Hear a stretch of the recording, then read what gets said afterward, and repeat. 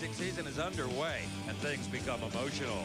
Each round means facing a hungry competitor whose only reason for living is to put you on the trailer. Nothing concentrates a driver's attention like the gut-level need to win in Winston Championship drag racing. It's time. We've got the green light to go racing on American Sports Cavalcade.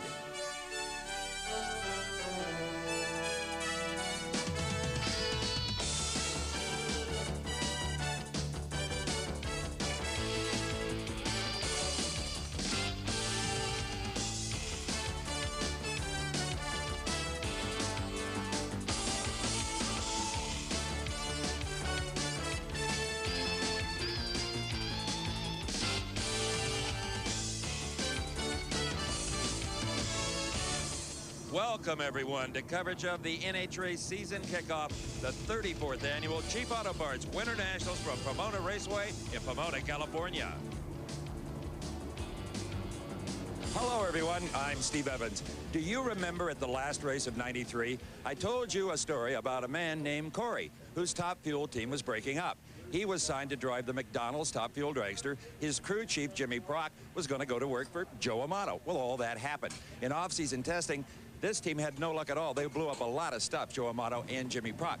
Corey McClanahan, then in testing in his new ride, equaled his own world record of 476. They come to Pomona, same scenario. Yesterday afternoon, watch this.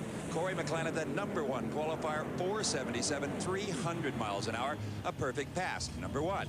Joe Amato struggles, barely makes the cut in the 16th spot. That sets up a confrontation between the two. It happened earlier today, and what a shocker. It is Joe Amato, 475. Where did that come from? Out of Jimmy Prock's brain, I guess. We figured, you know, we've been struggling all weekend, and he just went back to what he knew, and it's either going to take a good runner, and it did. Boy, he put it like he knew, and 475, we're ready. Nice to back that up. Yeah, that'd be real nice. Good way to start the season. You know, everybody had us down and out for the first round, but Team Valvoline and Joe Amato, we're always in there, and I got a good team this year. Young guys, new young blood, and it's revigorating Joe Amato. Trust me. All right. Now, two things happened here 1 year ago. Joe Amato won the race. Jimmy Prock, working then for Corey McClanahan, set the national record. The two of them together, look out, Top Fuel. Join me right now in welcoming to American Sports Cavalcade, Dave McClellan. Dave has the funny car story, and I guess he's probably at John Force's or Chuck Etchel's. Dave? Thanks, Steve, but you are wrong on both counts. I don't remember seeing a golden arch in either one of those pit areas. For John Force, this has been a tough weekend. The reigning Winston champ really got a dose of reality. He had trouble qualifying. In fact, only made it in the 15th spot. And the 11-time national event winner last season came up in round #1 against a rejuvenated Kenji Okazaki and had problems on the run. Okazaki streaked onto the finish line to take the victory. Chief Jim down working on the car day in and night hard, you know, I saw his crew. They're working constantly on the car. I mean, absolutely great job. Kind of hurt motor this time, but we got spare motor, so, you know, we just put them on and ready for the second round. Thank you for the moon eyes. Chuck Etchel's, the first driver in the fours in a funny car, had even bigger problems in round #1. He blew a fuel line off the engine right off the starting line, regained control just before the Dodge Daytona was ready to hit the guardrail, but that allowed Mark Oswald to streak on for the win. Chuck, we can see the broken fuel line, moisture under the tires, and you had your hands full. We were on board with you. Yeah, it was a handful, Steve. You know, when it smokes a tire that early on race day, it's a lot different than qualifying. You know, you're going to get back after it, try and, you know, you never know what the other guy's going to do. And, you know, I figured pedal a few times, get out of this mess, and maybe shut it off at half track if we're getting beat. And all of a sudden, I mean, it was sideways at the wall, and it was a wild ride. Not good. Not a good way to start at all. And all of that brings us to Cruz Pedregon, probably the most disappointed funny car racer in 1993 when he lost his Winston championship to John Force. Cruz came into this race in high style, qualified with a 5:01, low elapsed time of the meet, just a heartbeat away from the 4-second range. But in the first round against Tom Hoover, he had his share of problems. The car slowed to a 5:28. Those first round problems forced the crew to change an engine to get it ready for the second round of competition. But a lot of questions remain. For the story on Pro Stock, here's Bob Fry. Dave, one of the most talked about things in pro stock as we head into the 1994 season is the return of Darrell Alderman, the former two-time Winston drag racing champion, now back at the wheel of the Wayne County Speed Shop. Darrell, you picked up in qualifying the other day like you were never away from the racetrack. Yeah, I'd like to be running those numbers today, though. The track conditions have really changed on us, and, you know, we've slowed down dramatically. But it's real exciting to be back, especially with Wayne County Speed Shop and Mopar as our sponsor. Some people think this is a new car for you, but this is actually the vehicle you took to the Winston title. Well, it's one of the older cars that we used, and Wayne County did the updates to it, just like Scott's car. And, you know, we're knocking the rust out from under it, and hopefully in a race or two here, we'll be dialed in. Darrell Alderman is certainly going to make a lot of noise in pro stock this year. There is another car in the team, of course, and that belongs to Scott Jeffrey on. And the luck of the draw, the way the cars have qualified, the two Dodgers are on opposite sides of the ladder. If they meet, it can't be until the final round. And if they do, they'll have to beat that Johnson clan. Steve? Well, Bob, it's time for us to make some noise for real on the starting line. The first pair in round 2 of Top Fuel. You're looking at Don the Snake Prudhomme. Let's watch the burnout.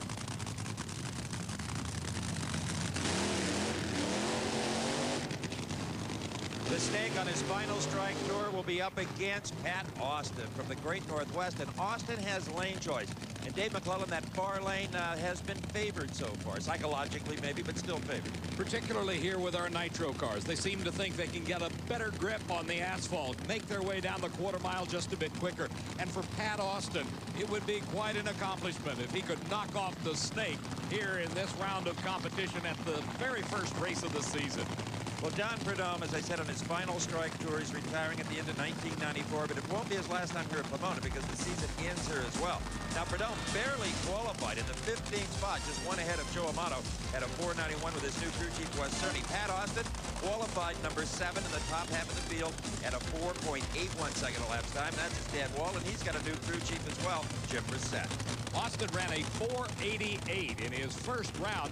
That's what earned him the lane choice against Prudhomme, who had slowed to a 504. Again, Austin considered the favorite in this side-by-side matchup. Prudhomme lowers his visor, about 5,000 horsepower apiece, 300-inch wheelbase automobiles, a little over 2,000 pounds. They are literally land-locked rockets. Through the staging process, when all 4 lights at the top of the tree are lit, they're ready. Prudhomme with a nice hole shot over the usually very quick Austin, but Prudhomme has no power. Pat Austin burns some pistons to a 4.80 second elapsed time at 291 miles an hour. Prudhomme at a 5.02. Stay with us, folks. We've got more. We're back at Pomona, California, and the Fairplex. And this is the Chief Auto Parts Winternationals, the inaugural race on the NHRA Winston Championship Tour for 1994. Here is Jim Head in the Smokin' Joe's Racing Top Fuel Dragster, part of that 2-car team fielded by Candies and Hughes. Opposite him, Rance McDaniel. Let's go to the far end of the track and Steve. Pat Austin, that was the quickest ride of your young Top Fuel career, 4.80. Fantastic. I mean, been trying all weekend to run those kind of numbers, and, you know, we didn't qualify, and I run an 81 and come back and in the heat of the day like this and run 80. I think that, you know, we're in the playground to play today. Absolutely. That coupled with your great driving in round 1, the whole shot victory. Well, you know, anytime you race these guys, and I'm real honored to race Ed McCall and Don Prudhomme the first 2 rounds because those guys are those were the legends for me, and they're my heroes of drag racing. And to race Don Prudhomme, he's absolutely the best racer per round, per race there ever was, ever will be. Thanks. I'll tell him you said that. Steve, I don't think anybody will dispute that assessment of Don Prudhomme. Here's what Pat Austin did in that round 1 race. His competition was Ed McCulloch, out of the McDonald's car at the end of the last season, into Jack Clark's Taco Bell Express, and here he became the fastest loser in drag racing history. Well, Ace, you lost by 0.003 of a second, but no one is going to leave here forgetting your 3:04. Well, you know, I'm just really happy to have the Taco Bell car here. We got it qualified. You know, we haven't made very many runs in the car, and, you know, I'm happy to run over 300. Obviously, we would have liked to have won the race, but didn't happen here. Maybe next time. Back at the starting line, round number 2 of Top Fuel Racing here at the Chief Auto Parts Winternationals. Jim Head beginning to move into position for his race with Rance McDaniel. Head qualified 13th with a 488, then beat Scott Coletta in an upset in the first round. Rance McDaniel qualified number 5 at a 481. He defeated Bruce Larson in Don Garland's car in his round 1 confrontation. And the last time he was at Pomona, Rance McDaniel was in the winner's circle, the Winston Finals. Early November. He knows this racetrack real well. He's had, what now, 5 consecutive win lights, counting the 2 races. Jim Head finally getting the corporate backing he's always wanted. But here, it just goes up in tire smoke. He gets back on the throttle. It still won't hook. Rance McDaniel wins it at 491, 290 miles an hour. A nice conservative approach that has put him into the Final 4. As Rance McDaniel makes his way off the track, they're back at the starting line, bringing the engine to life in the La Victoria Salsa car, driven by Mike Dunn.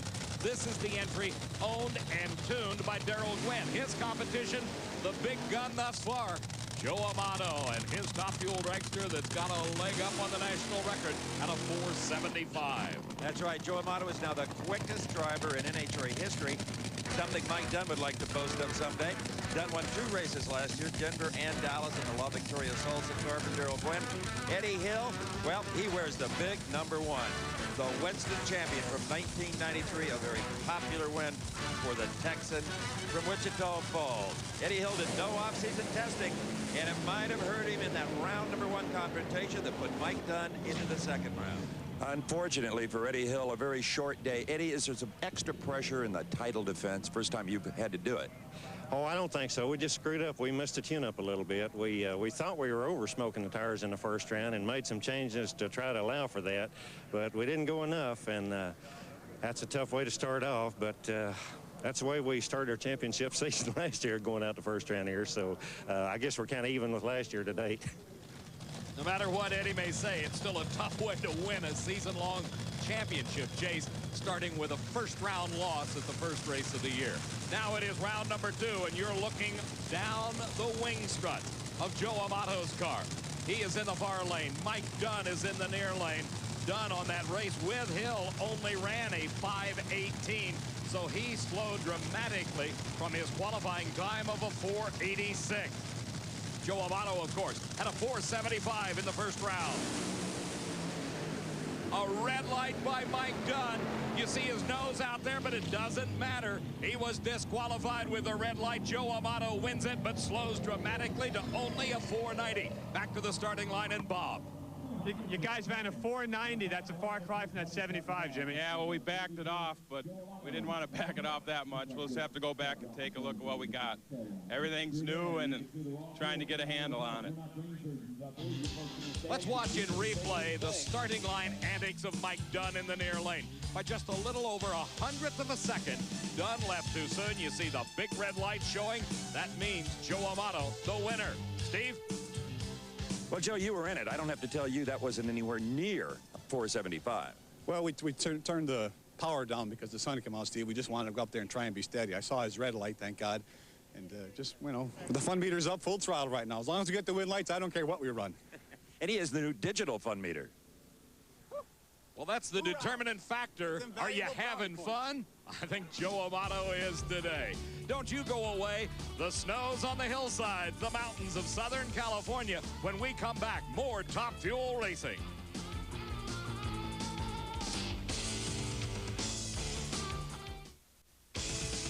We are pounding the pavement here in Pomona, California at the NHRA Cheap Auto Parts Winternationals. I'm Steve Evans along with Dave McClellan and Bob Fry, and we're continuing with round 2 Top Fuel action, and that is Shelly Anderson heating the hides. Shelly, the driver of the Slick 50 car, part of that Anderson racing family that includes her dad, who is the crew chief on this car, and her brother Randy, who drives the alcohol funny car in competition. This race in round number 2 pits Shelly up against Michael Brotherton. Brotherton at the wheel of the Sequent Computers entry has got himself a new crew chief this year. Anderson qualified number 3 with a great 479. Just part of this all 4-second field, and beat Clayton Harris in the first round, while Michael Brotherton qualified in the number 11 spot, and his competition in round 1 was Kenny Bernstein, the number 6 qualifier, at a 481. The Budweiser King getting on track here at this race, and a lot of folks picked Kenny Bernstein to pick up his first Winston title this season in Top Fuel. We rode with him in round one, and look what happened. He got beat, just nosed out by Michael Brotherton. Michael's elapsed time was a 4:83. Kenny, a 4:86, a close race, but the Bud King out of here. Michael Brotherton trying to get comfortable in that car. A little fuel leak out the front of the machine, but that will evaporate very quickly, and it should slide down the car between the rear wheels. It should not be a factor here. Let's watch Shelly. Who's to say? Starter Buster Couch, from his vantage point, really can't see that. That was Brad Anderson, Shelly's dad, who just ran out there. He certainly can, but doesn't seem to be concerned about it. Brotherton has been running well, but sacrificing a lot of aluminum. They've burned this thing up virtually every time down the drag strip. Brotherton using a new crew chief this season, Larry Meyer, coming on board. Brotherton not hitting on all 8 allows Shelly to win it at 4:87, 293 miles an hour to a losing 5:03. Let's go to the starting line again, and Bob Fry. 487's good, but you're going to give up lane choice in the next round, Brad. Is that a factor here? No, the track's good in both lanes, and we had a heck of a ways to catch up from that 16-second run last run, so we're looking good.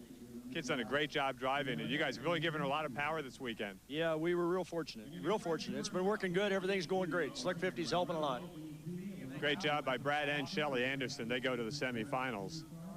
And Bob, what a matchup in the semifinal round. Two of the young lions of this sport, or a lioness, if you will. Pat Austin against Shelly Anderson. Pat holds the lane choice. The other side of the ladder, the world's quickest top fuel racer, Joe Amato, against Mr. Consistency, Rance McDaniel. Steve? Shelly, you went from a tire smoker in round one to a 487. Pretty good step up. Yeah, broken A-arm again. It's a little hard to drive down here when it does things like that. What causes that to break?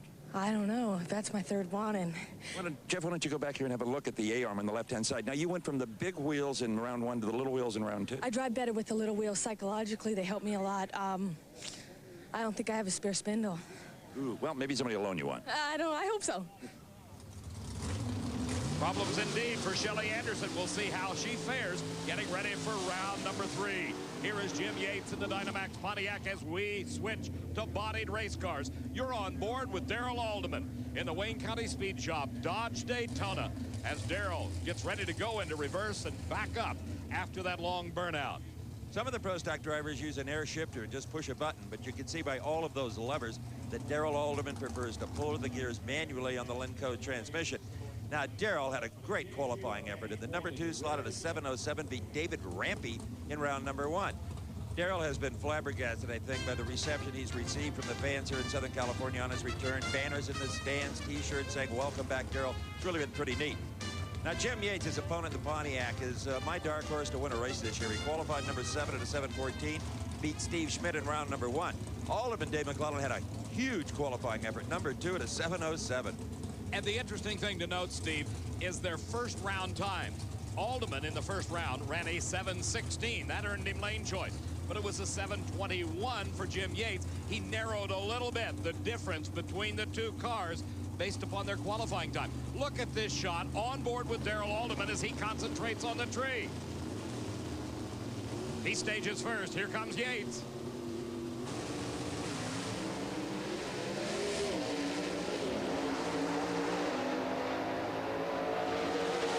Darrell Alderman, just by about a foot, wins the race. Alderman's elapsed time, a 7:19 at 192. 7:20 for Jim Yates, nearly identical reaction times. That's why this one was so close at the finish line. Here in replay, look as they leave the line.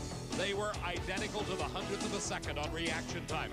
Alderman was inside, pulling the levers as we saw on our onboard camera and sawed away at that wheel, keeping the Dodge in the center of the lane. But here comes the Pontiac.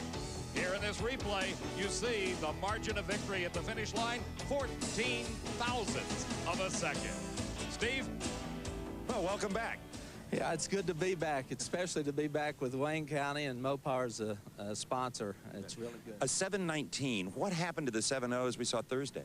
Well, you know, we come in here and the little car was leaving real good and straight, and we tried to, you know, make it work a little better in 60 feet, and we've got lost a little bit.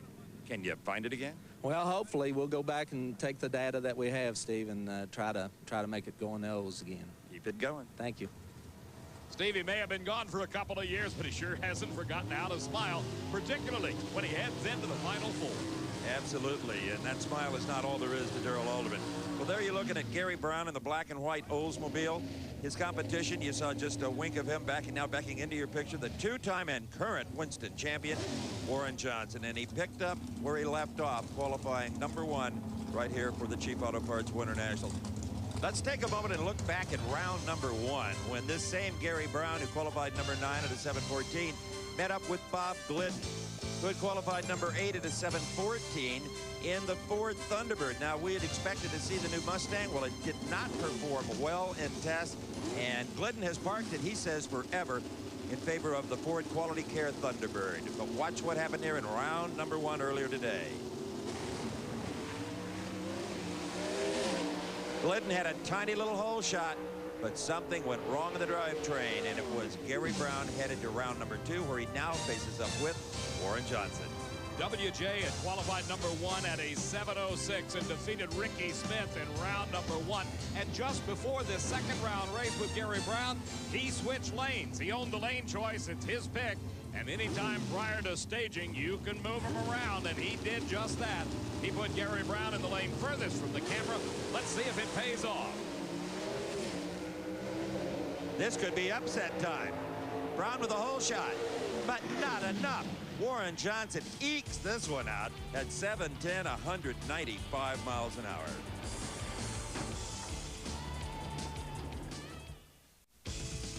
We might just have to call him Pensive Pat instead of Top Gun. That's Pat Austin, obviously thinking about his upcoming semifinal round top fuel race with none other than Shelly Anderson. We'll be getting to that in just a few moments. Right now, we are still in competition in Pro Stock, and here we look again at the most recent race between Warren Johnson and Gary Brown. Steve told you it was close at the finish line. How close? 30 thousandths of a second. You want to see what that means in distance? Take a look at this in stop motion. Just a fender-length win for WJ. Steve?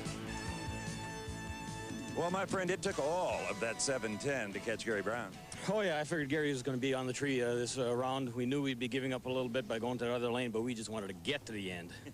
Sooner or later, you're going to run into one Dodge or another. You looking forward to that? No, those Dodges are going to run into some Oldsmobiles. Whoa, I love it. Oh, Steve, the gauntlet is being hurled everywhere we look in the pit area and around this racetrack. They are smacking in Pro Stock. And here is one of those Dodges. Kurt Johnson likes to call them Jeeps. But that is not the transfer case lever that Scott Jeffrey is reaching for. And he is up against Larry Morgan, the super clean Oldsmobile. And Morgan had a clean run in qualifying at a 7:09 to grab the #5 spot, and he beat Mark Howick in his Oldsmobile in round 1. Now Scott Jeffrey he has qualified #4 at a wonderful 7:08, and he beat Ray Franks in round #1. This one could be one right on the starting line, David.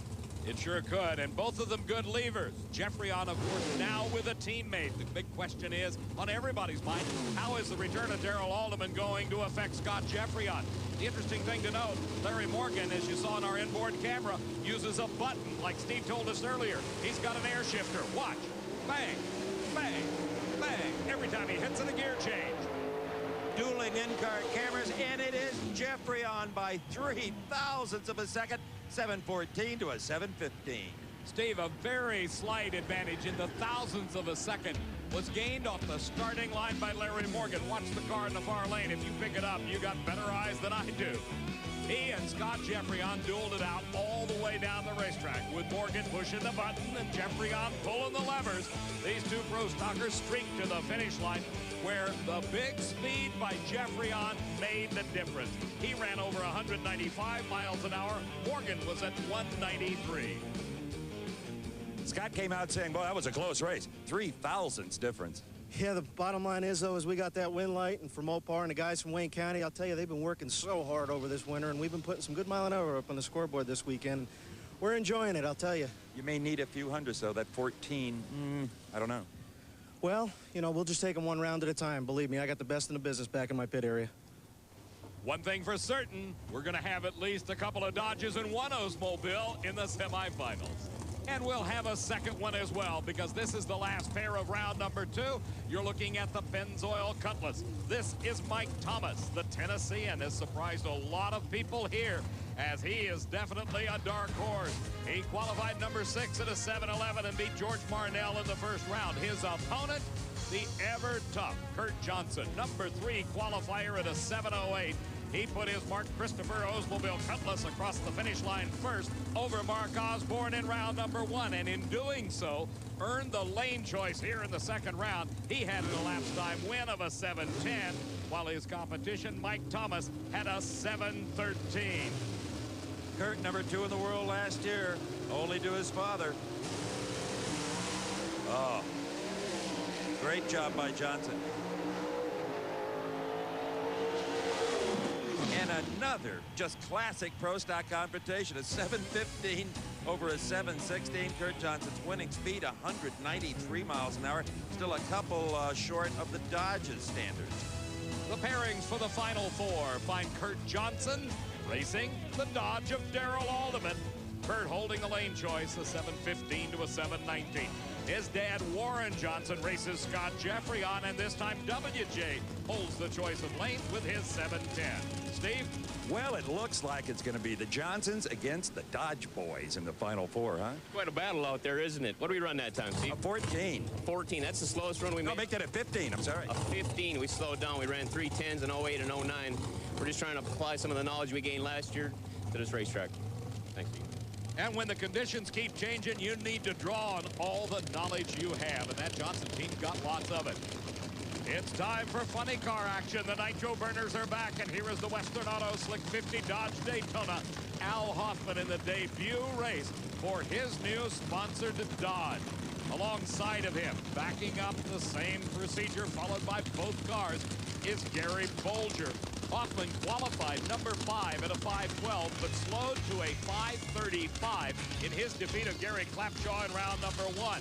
Meantime, Gary Bolger had qualified 13th at a 5-32. He slowed to a 5-67 victory over a tire-smoking Dale Poldy. But a big deal for Bolger to qualify and go to round 2. Dale Creasy, the coroner, left Chicago for Pomona with $1,600 in cash and no reserves at home. Tough way to race, particularly against guys like Al Hoffman. It is Al Hoffman. He just thumps for old Bolger at a 5-14, 288 miles an hour. Let's go down to the starting line. Bob Price with his crew chief, Tom Anderson. 14's a lot better than that 35 in the opener. Yeah, well, we shot a spark plug out on that run, so basically we just fixed it and I tuned it up a little bit. I think we'll be all right. Weather's a lot different now than what we saw earlier in the day, too. Is that going to become a factor? It always is here. This place is tricky at 3 o'clock, believe me. The weather's getting hot, and so is this team. Shelly Anderson mixing the fuel for the Top Fuel semifinal coming up in a few moments against Pat Austin. But they still have to fix the front end. That work yet to be done. There's a lot of activity in the Rance McDaniel pit area here in Pomona, California, as he gets ready for the semifinal round of Top Fuel racing to match up against the quickest man in the sport today, Joe Amato. Let's go to the far end. Here's Steve Evans.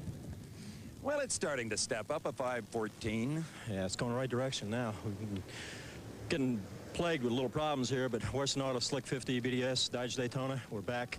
Starting to run good, and we want to do this for our new sponsors here, Western Auto and Slick 50, and we're really counting them points. Winston points are really valuable to us. You're already ahead of John Force. Well, that's a big plus here. We need to put a lead on him because he'll be coming. Steve, it's hard to believe that here we are in the second round of the first race of the year, and Al Hoffman is already thinking about the points. That Winston Championship at the end of October. That's the goal everybody has in mind, including this man, Kenji Okazaki, the driver of the Moon Eyes car, owned and tuned by Big Jim Dunn. His competition is Del Worsham, who had the quickest elapsed time of eliminations in the first round. Worsham had qualified number 10 at a 5:23, but shocked them all with a 5:08 in the first round. Kenji, though, had qualified second at 5:02, beat John Force in the race we saw a bit earlier, and slowed to a 5:23. But Big Jim Dunn, even though they're running 502s, does not have a handle on this race car. They are destroying parts with each and every pass. You just saw him make an adjustment to the fuel system, no doubt the idle speed or the low end control. So Worsham had the lane choice, as you said, Dave, by virtue of the quickest laps time. But of the two, Kenji has the better performance with his qualified 502. Worsham with big problems. Kenji with problems. Has to click it off to a 594 at 179 miles an hour. A lucky break for Kenji Okazaki. Maybe Jim Dunn knows what happened to the car. Let's go to he and Bob Fry. Jim, timing's everything, and I'll bet you didn't figure a 94 would win this round. No, that's for sure. We destroyed the other motor, and that was our spare, and it dropped the cylinder, so we'll go fix it. Should be in good shape for the next round? Hopefully. Jim Dunn commenting about the problems he had. That's something that's plaguing all of the Nitro racers, this dropping of cylinders. The cylinder not firing, and when you don't fire one of these things, it's 600 to 700 horsepower that you lose every time a cylinder drops fire.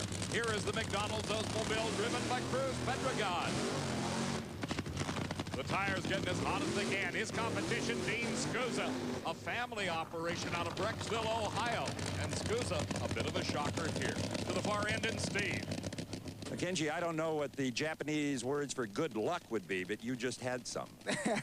Well, yeah, I think so, but we kicked a lot of gains, so we need a lot of work, you know, between another round. So you've broken 2 engines in a row? Yeah, looks like it, yeah, but yeah, we get around. That's no problem. Me and Jim Dunn and the whole crew works hard, so should be no problem. And Moon Eyes people from Moon Eyes, they'll help us, you know, pretty good.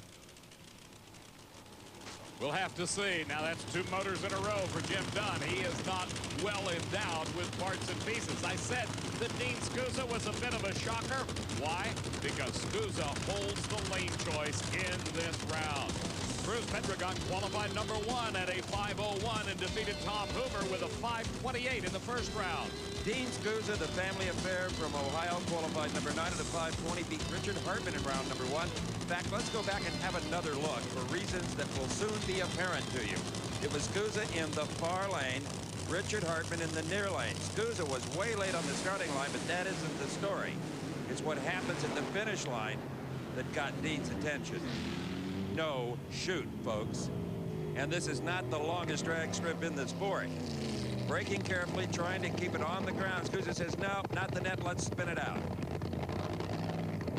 Dean, every driver has to make the choice whether to take the sand trap or try to avoid it. It looks like you got away with it.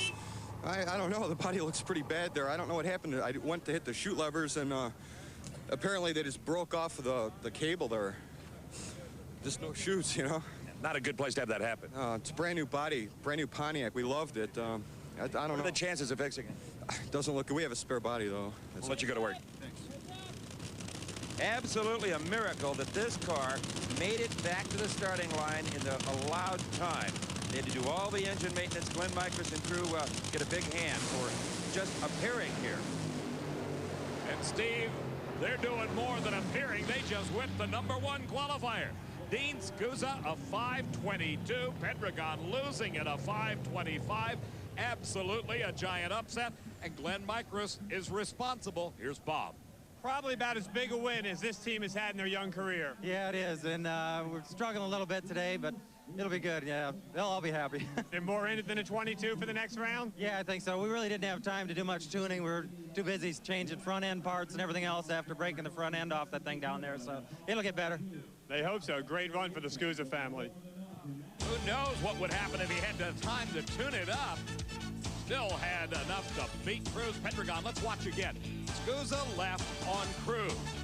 Not only did Dean get the starting line advantage, but the family Pontiac outperformed the big McDonald's Oldsmobile in fine style. Look at the raw fuel coming out of the right-hand side of the engine on Cruz Pedregon's car. That's dead cylinders. That's lost horsepower. That's a lost race.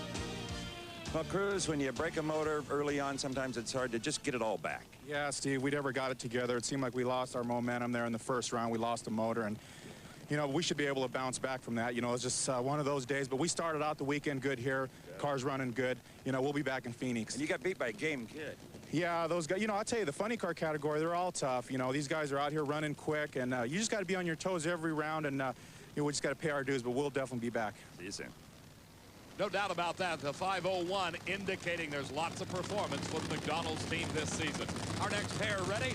Hollywood and Ron's Too Much Fan Club. Casey Hollywood Spurlock returns to the sport after a 3-year layoff. The last time he came to Pomona at the start of the season, he won the race.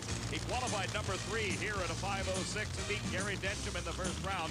His competition is Mark Oswald, the number 6 qualifier with a 5:15. He was the guy that took advantage of Chuck Ketchell's problem in the first round. Here, the lane choice going to Spurlock by only 15 thousandths of a second. And what a story Hollywood Spurlock is. They had to buy back their old car that they won with in 1990 to make it here to Pomona under the Fruit of the Loom Activewear sponsorship, and here they are in the second round. Unbelievable. Spurlock goes to the final 4. He left first. He got to the finish line first at 5:20, 275 miles an hour. Whatever he had to pay for that old horse was well worth it. He's driving like he's never been away from this sport as Spurlock and Kenji Okazaki will duel it out in the final 4. The other side of the ladder, it is Al Hoffman and Dean Scuza. And if lane choice is important, Al Hoffman's got it with a very quick 5:14. Now to the far end, here's Steve. Hollywood, 5:20. Car ran really well. It still spun the tires a little bit out there, Steve. It was moving around on me a little bit, especially at the finish line. So we can just tame the clutch down a little bit. It's not the horsepower department. We're making plenty of that. It was a good race. It was a very good race. It was a very good race. I could see Mark pretty much the whole way down the racetrack, so I knew he was right there. I could hear him, too. He was breathing down my neck. Well, the grand reopening is a huge success. Semifinals coming up next.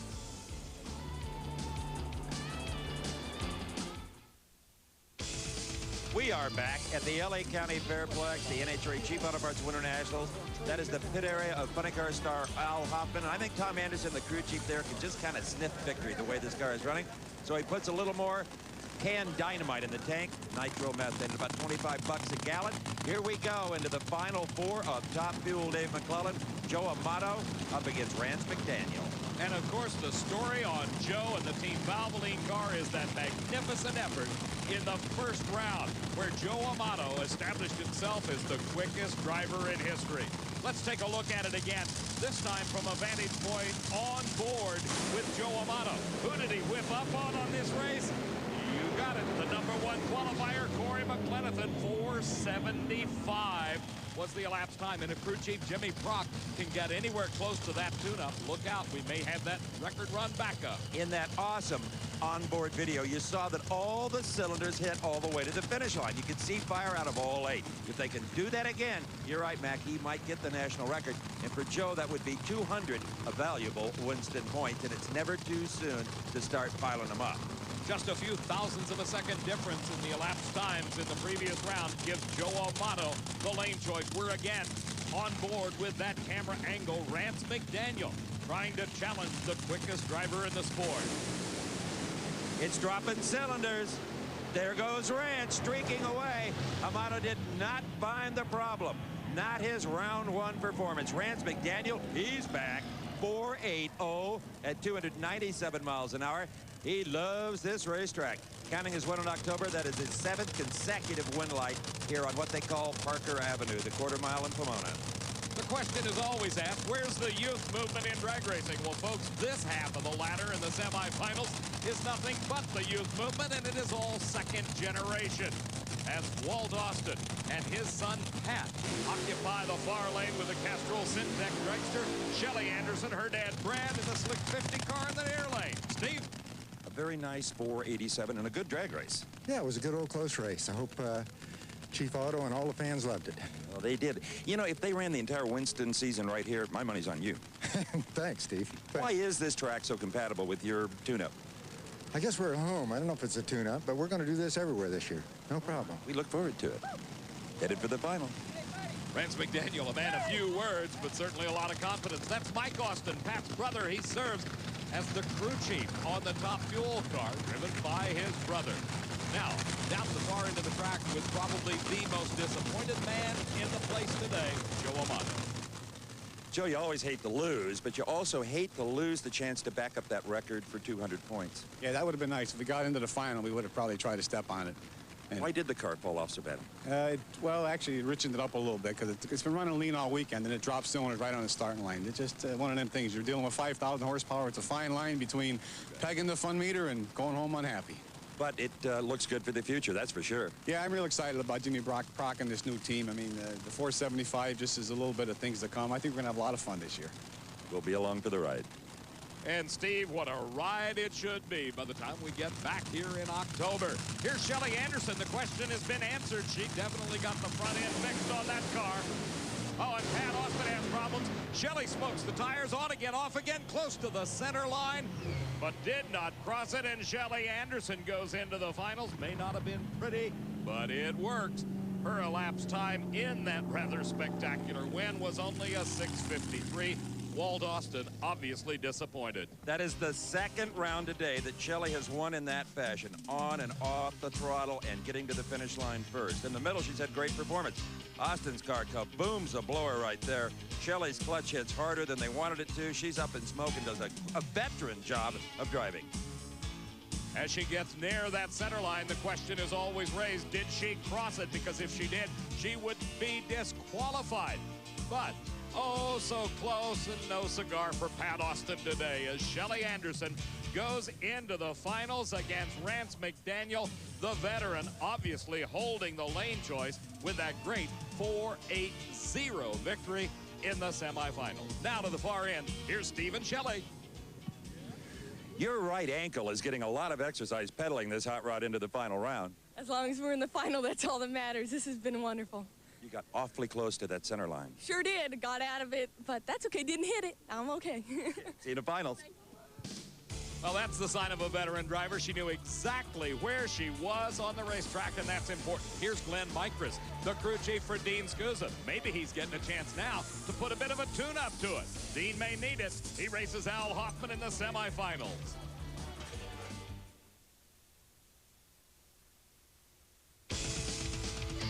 Welcome back, everyone, to our coverage of the Chief Auto Parts Winternationals here in Pomona, California. I'm Steve Evans, along with Dave McClellan. And as optimistic as Kenji Okazaki was at the far end about his engine problems, it's Big Jim Dunn that has to try to put the pieces back together, and you're just a few short. Oh, yeah, we came with 2 motors. I mean, that's the most I've ever used in 1 year, and we've already did it in 3 runs. Yeah. Do 502s have anything to do with that? Thank God I got it, or I might want to quit. But that's not the end of this effort.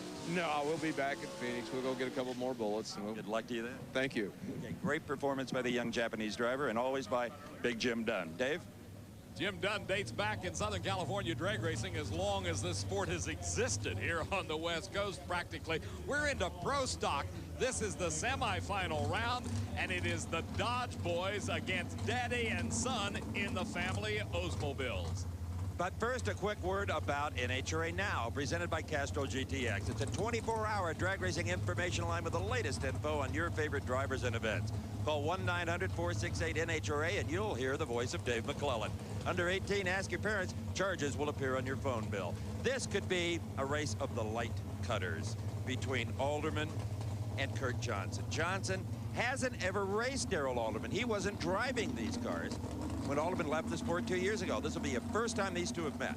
This is only the second full season that Kurt Johnson has been in competition in pro stock.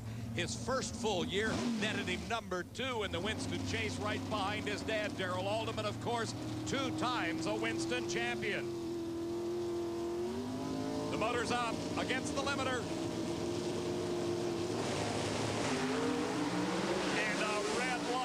For Kurt Johnson, Darrell Alderman pulls the levers. He's already the winner. Across the finish line, the parachute deployed.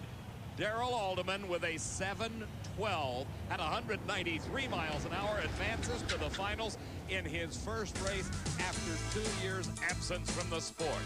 Watch again in replay. Kurt Johnson in the near lane. Leaves just a fraction of a second too soon.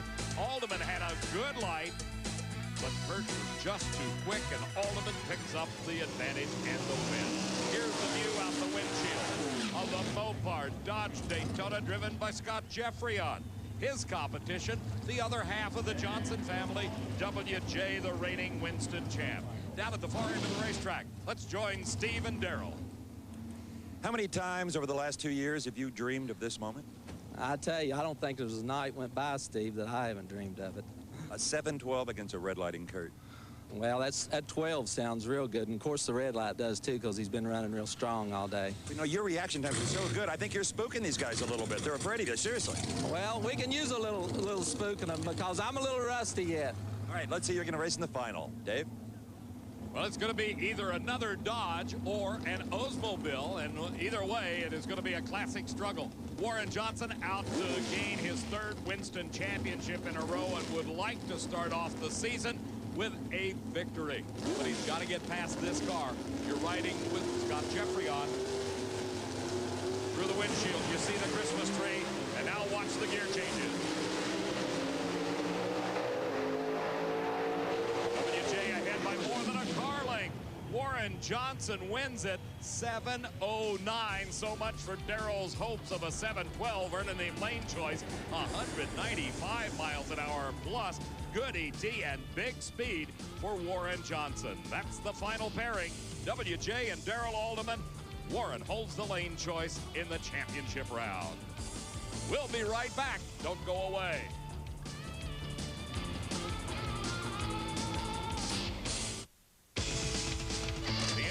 Coming out. This is the Darrell Alderman pit area. He's up against Warren Johnson in the finals, and I guess they're going to put the big thumper, if there is such a thing, into the frame rails of the Dodge Daytona. The Wayne County Speed Shop team pulling out the B1 Mopar motor. Here is the semifinal pairing in Funny Car Eliminator. Dean Scuza with a tune-up by Glenn Micras. That's the man back directing traffic behind the race car. It has been quite a weekend thus far for Micras, a very talented driver in his own right, now a crew chief. Dave, let me take a moment to tell everyone about becoming a member of a very special organization, the National Hot Rod Association. For $52 per year, you get 48 issues of National Drag Racer magazine, a patch, a pen, a rule book, and a lot more. And if you order by calling the number on your screen, you'll get a free copy of Diamond P's home video, Drag Racing 92. Call today, right after the show is over. Body coming up on Al Hoffman's car. That is a normal operating procedure. Tommy Anderson makes some changes. Scuza has been a great story here this weekend. What a season opener for the family operation from Ohio. Glenn Micras gets a lot of credit, but Dean himself and the whole crew, they whipped that car back into shape after hammering it into the sand trap down at the far end. A miracle that they're this far, and they're pumped up now. And Scuza's driving improved in round 2. You're looking through the windshield of Al Hoffman's car. Scuza had his hands full at mid-track, and Hoffman's got himself a final round appearance with a great 5:11 at 278 miles an hour. Hoffman does nothing but get better as the rounds go by. Bob? Boy, I'll say it for you. Boy, that Western Auto Slick 50 car really runs, and it does. Yeah, it sure does. I wanted a 5:09, to be honest with you, that run, but we've been experimenting with some BDS blowers. They're working real well, and we're happy with it, and we're looking forward to racing Spurlock and Ronnie in the final, because as you probably know, they're good friends of ours, so it'll be interesting. Take a look at what Dean Scuza did. Not only has he had problems earlier with the parachute and running into the net at the far end, here the car really tries to launch itself towards the guardrail. He does the wise thing, and that is lift out of the throttle. Hoffman goes on to the finals, but more importantly, Scuza goes on to another race on another day. Here is the fruit of the loom car. This is Casey Spurlock, and many a racer will tell you, sometimes it takes a good bit of luck to win one of these races, and this may just be the break Spurlock needs. Steve? Just as steady as can be to a 5:10. Yeah, it felt like a real nice pass. That's what we were looking for. We're real happy. Western Auto Slick 50. All our customers and fans, thanks an awful lot for putting us here, and we're going to come back and try to win this, and what a way to start. Traditionally, this track gets better, the air gets better for the final round. Oh, yeah. Tommy's going to step on it for the final. We know we got to run Ronnie Swearingen, and we've raced against him a lot of times, and they're tough people to race against, and we're going to do our best to win it. Hoffman paying tribute to Ron Swearingen, the crew chief on Casey Spurlock's car. Now, Spurlock is taking dead aim on the 5:11 that was recorded just a moment ago by Hoffman. And that 5:11 has to be bettered if Spurlock hopes to run in this lane in the final. Obviously, the disappointment has got to go with Kenji Okazaki and Jim Dunn, as they just ran out of parts and could not make it to the line for this semifinal round. They'll be back with a bucket full of yen, I guarantee it. It took. Moving around a little bit, but a good clean pass. A 5.40 at only 260 miles an hour. Spurlock is not going to be happy with that kind of time because, as we said just a moment ago, the 5.11 by Al Hoffman indicates they've got their act together as they go into the championship round, holding the lane choice over Casey Spurlock. Casey goes by the nickname of Hollywood, and he may have hired a scriptwriter to get him this far in competition. Steve? Well, Casey, you really had nothing to lose on that bye run, but a 5.40 I don't think is what you wanted. Nah, that's not what we wanted at all. It was just a bad ride altogether. But the bottom line is the Lord says good things come to those who work hard and wait. Nobody's worked harder than this Fruit of the Loom Activewear crew, and we're just proud to be in the final.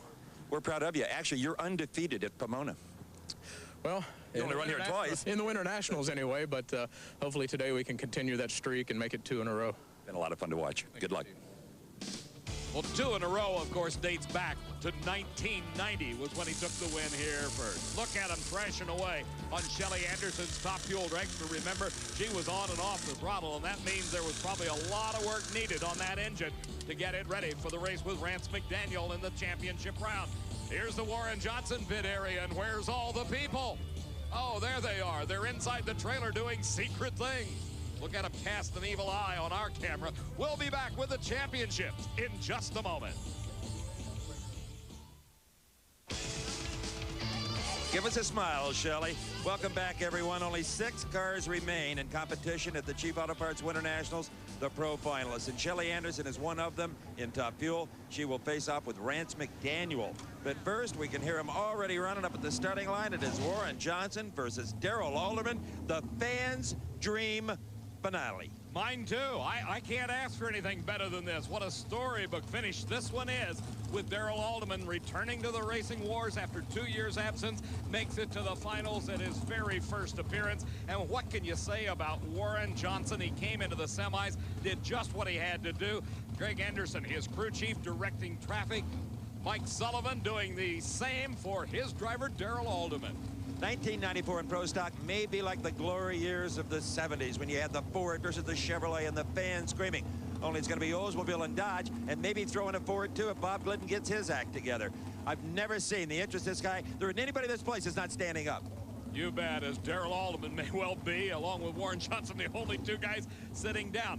Alderman's performance today, a 7.16, a 7.19, and a 7.12. WJ, a 7.12, a 7.10, and a 7.09 in the semis. They're just sitting there.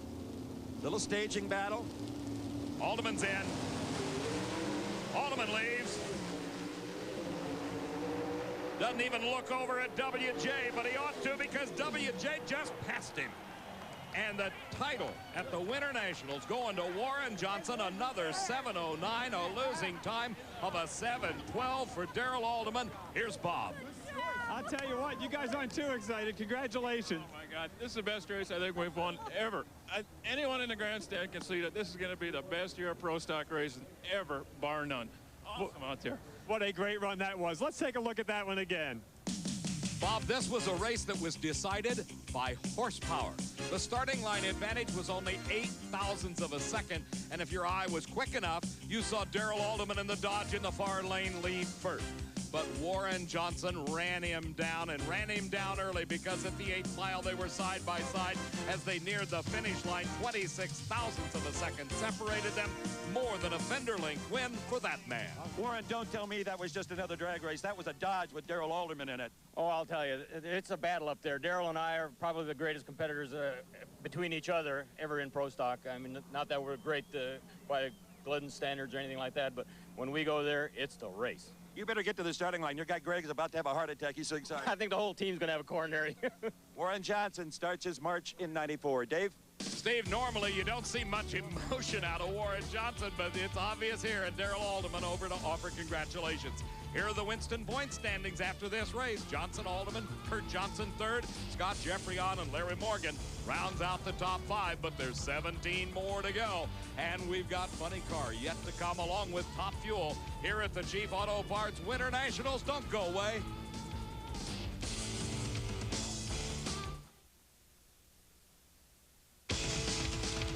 In the lengthening shadows here at Pomona, California, it is time for the Funny Car final of the Chief Auto Parts Winternationals. Ron Swearingen, the crew chief for Spurlock's car, is responsible for Tommy Anderson being the crew chief for Al Hoffman. Tommy Anderson was happily retired out of drag racing in Western New York. Swearingen a few years back got him to come down to Englishtown to help out on Casey Spurlock's alcohol car. He got the bug again, and there he is, one of the best, and he's not even full-time at it. And Tommy Anderson, of course, was a great driver in his own right. At one time, held the national record for funny cars. The final checks of the race cars by the crews and the crew chiefs. Then when those bodies come down and the crew walks away, guess who's responsible? The guy sitting in the cockpit. Helen Hoffman, Al's wife, an integral part of this race team. Absolutely. Originally from Australia. Al met her when he was racing down there, and the two have been inseparable ever since. Spurlock, left-hand side of your screen. Now he's in the near lane with the camera switch. Hoffman, right side. Buster Couch in the middle. And we're on board. Oh, what a close race, and Casey Spurlock lives the dream. Ronnie Swearingen celebrates. It's the fruit of the loom. Dodge wins it a 5-12 to a losing 5-12. Bob? Oh, Ronnie, that makes all the work over the last couple of weeks well worth it, doesn't it? Yes, it does. We put this whole thing together, like I said before, in a matter of 3 weeks. And as you can hear, I've got the biggest team out here. And I want to thank all my guys, my wife at home, and God. Whatever it was in that semifinals that slowed you guys down, you certainly got it straightened out here for the finals. Yeah, we didn't even, we got no computer reading, so it was all kind of a guess. And like I said, thank the Lord. Figured you needed a 5-12 to win it? I actually figured it was going to go about 08. Just a great job. Congratulations to the new team and Ronnie Swearingen. Dave? Bobby may not have gotten the 508, but got the one thing that is more critical than any, and that is the win light in the final round of an NHRA Winston Championship drag race. Look at this one, the advantage off the starting line by Casey Spurlock in the near lane was just enough to carry him to a 21,000th of a second victory over Hoffman. That's how close it was in the terms of distance at the finish line. Steve? Well, David, they call him Hollywood, and that's where I think they write his scripts. Unbelievable. Oh, Steve, that was an unbelievable run. The car was really moving out there. It started to spin the tires a little bit and was moving around in the middle of the track. I really had to drive the car down there, but no way was I going to lift. I was going to get this car to the finish line one way or the other. You both ran 12. Well, that means I must have done it on reaction time then, and if I did, that one's for the crew. These guys have worked so hard on this Fruit of the Loom Activewear Dodge Daytona, Steve. Would you ever sell this car again? It's the same car you won with the 90. I will never sell this car. This will be in the living room of my house one of these days. Casey Spurlock, congratulations to you and Fruit of the Loom. Thank you very much, Steve. Okay, Lena Jones will bring in the trophy from Chief Auto Parts. She's the promotions director there, and I'll go back to Dave McClellan. Steve, if you don't think there is some emotion going on, you heard it, and folks at home could see it in Casey's face, as he is now the Winston points leader, followed by Al Hoffman. Kenji is third, Dean Scuza fourth, and Cruz Pedregon rounds out the top 5. And then there were two. Rance McDaniel, the Dan Olson tune, top fuel dragster for Fresno, California. A completely independent operation. It runs on that man's wallet. Up against Shelly Anderson. She could have towed her car here from home. She lives in Ontario, California, about a 10-minute drive from the racetrack here in Pomona. That's where her father's huge shop is, Brad Anderson Racing Component. And this young woman, unlike any other woman who has ever raced top fuel, she can do anything it takes on that race car. She can build the clutch, she can build a rear end, she can build a motor, she can do whatever it takes. Let me pose a question. Can she get the tune-up close enough so they don't smoke the tires again? That was her downfall in the semifinals, but she won the race. And here she has to come up against Mr. Consistency. 2 out of the 3 runs today, 4.80 seconds. The slowest, very low, 490. I wouldn't bet 10 cents on either one of them. Shelly's car has been so erratic, you just never know what's going to happen, and it ain't no kids game is Rance McDaniel's motto, and there ain't no kids working on this car either. The Seniors Tour 94, he'd like to start with a victory. He's getting psyched up in there, isn't he? Just like a football player beating his head against the locker room door. Shelly Anderson, she's not going to do that. Her helmet's too pretty.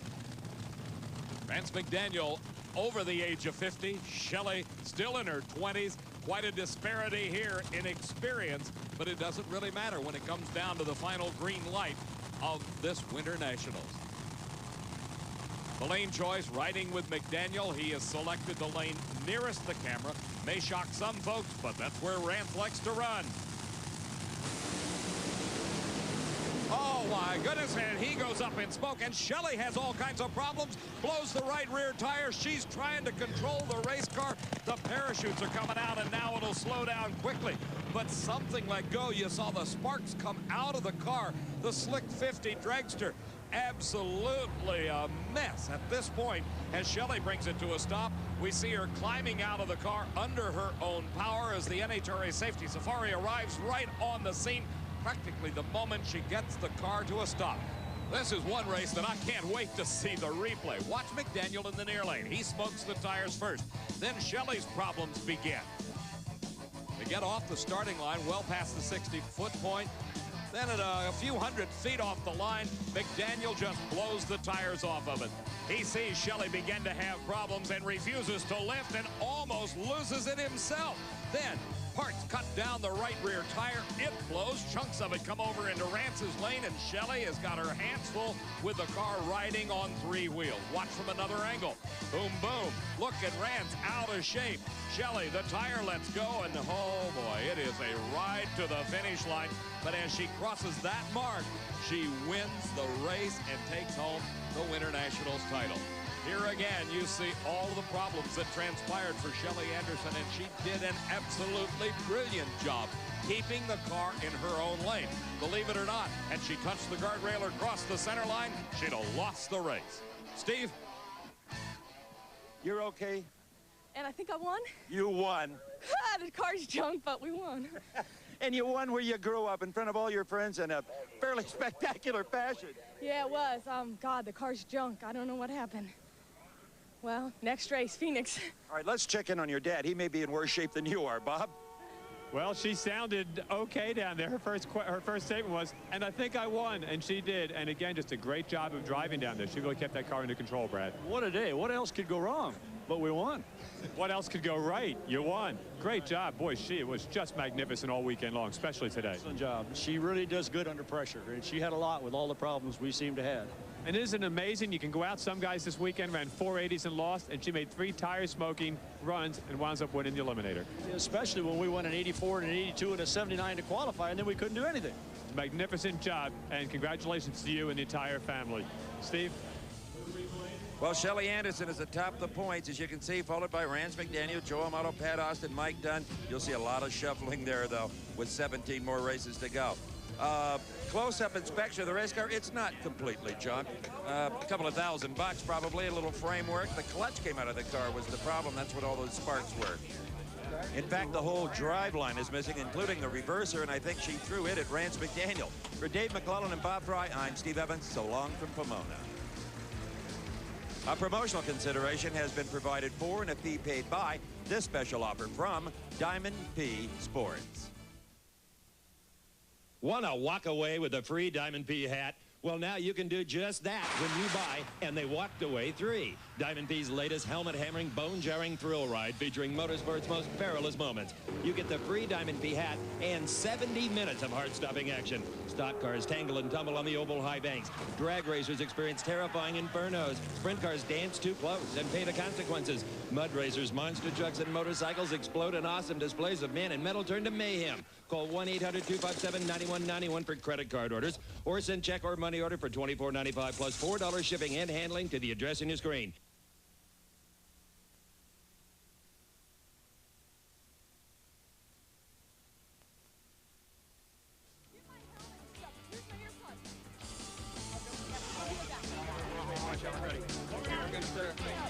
The American Sports Cavalcade has been a production of Diamond P Sports and a presentation of the Nashville Network.